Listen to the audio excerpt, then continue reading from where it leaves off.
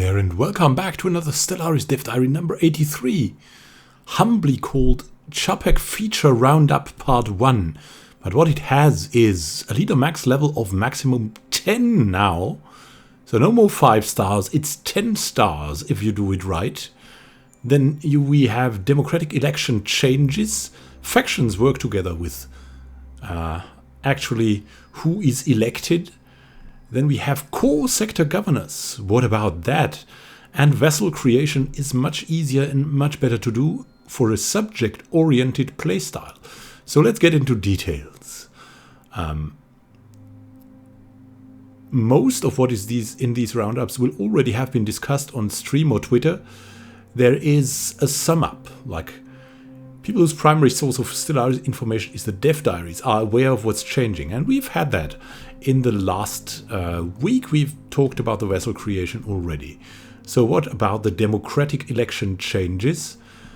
There is now also independent candidates if you have less than 4 factions. Otherwise, you have faction leaders that are now the viable candidates for a democratic ruler election.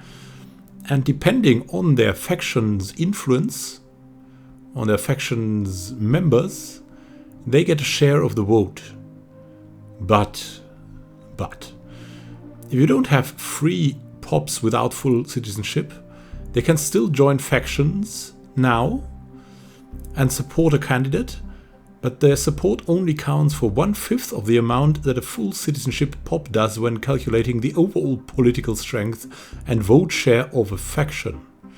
So that is going to be very interesting, and they might add some mandates later on, but not for the Capek feature, for the Capek update as such, because that was, for some reason, it was too much. It didn't fit into the schedule, and better they do it right? I think it's something that is quite easily moddable, probably, but I mean, democratic mandates need something, and they will do it. That's what they're saying. Then leader max level. The rework of the leader skills modifier. Now you had things like talented or like meritocracy that would increase your leader level, which means you started with like 3, and then something like adaptable was totally useless because you will be at 5 in no time. So if you wanted to go full leader, then you didn't have a synergy. You did have something that would hinder you to pick all leader skills because it was illogical. Now it is logical.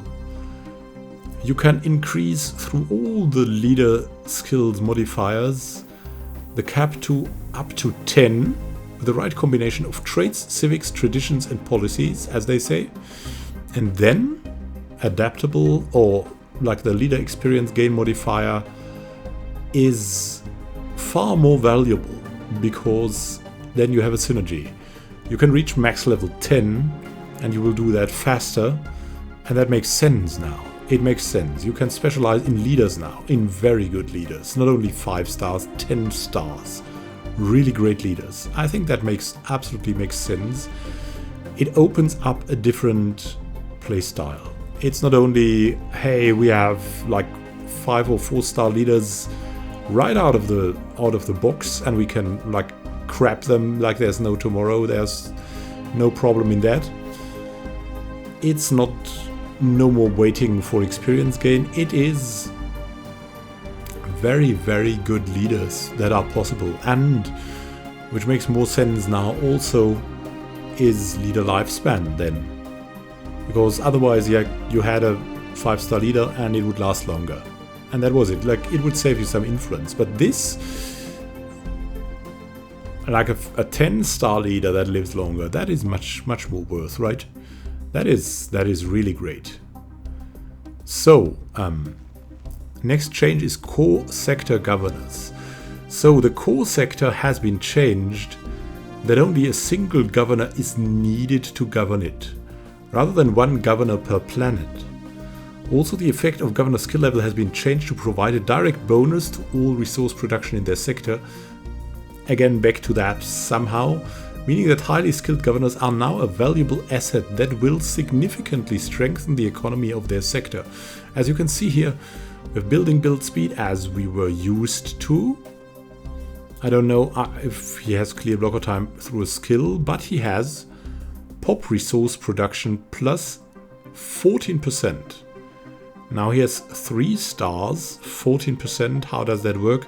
Maybe it's 10% and as a start, and then 2% per skill level above that.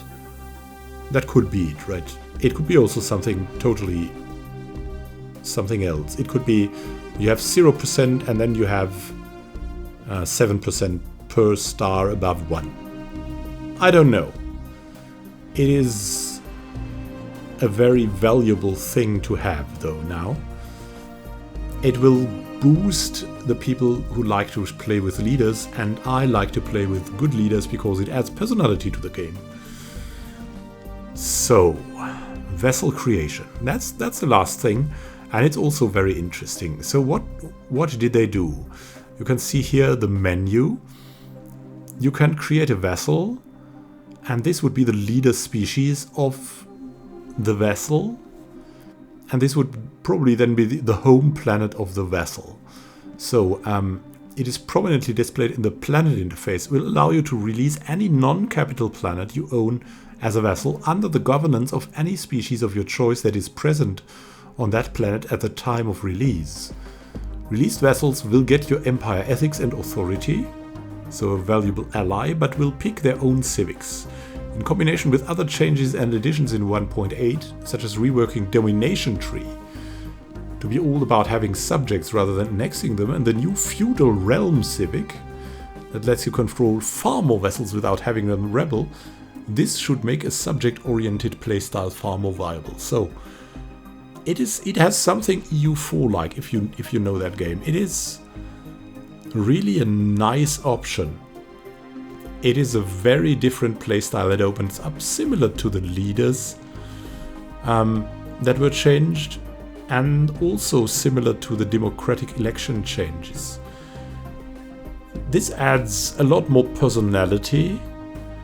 The leader opens up a leader specialization, and the vessel creation, opens up for a totally different playstyle. You could give some species like that are maybe, I don't know, repugnant. You don't want them in your empire or something for some reason, then, or you have a special habitability to them, or they are like specialized in something that you want them to specialize in and give you resource or research agreements, then you could go and create a lot of subjects and also like lead wars and then create subjects instead of annexing it all. And that would be also a very great thing. It is like the Holy Roman Empire of Stellaris you could play then. That is what opens up here. That is really cool. And what is next week? The future roundup will be continued, talking about new and changed policies in 1.8. So, there's something to speculate here, right? If they complete the roundup, they don't say they complete the roundup. They will continue it. So it might be part 2, then part 3, and then a release. So in maybe 3 weeks. Is that good? A release in 3 weeks. What do you say? I think that sounds probable. Somewhere in September is a good time, at least in Germany, when the summer holidays come to an end. People return to their home desktop computers and start playing Stellaris again. They are, hey, there's a new expansion, got to buy it. I was away on holiday for such a long time, now I need to game again. What will you do after your holidays? Will you also buy the expansion? I don't know, I'll probably try to get it somehow, and we'll see how that goes. So, if you like this news, you can subscribe to the channel and there will be more news for you. Like I'm going for that every week when a Stellaris Dev Diary comes out, and I'll give you a short summary and my thoughts about it, what it will change in the game. And there's also a lot more Stellaris at the moment on the channel and in the future too. Like, we have started a massive galaxy let's play with 85 empires. Really cool. I've linked it in the cards. And yeah, so if you want to stay in contact, just subscribe, look at the channel and pick what you like. And we'll see each other in one of the next episodes. Happy gaming to you and see you then.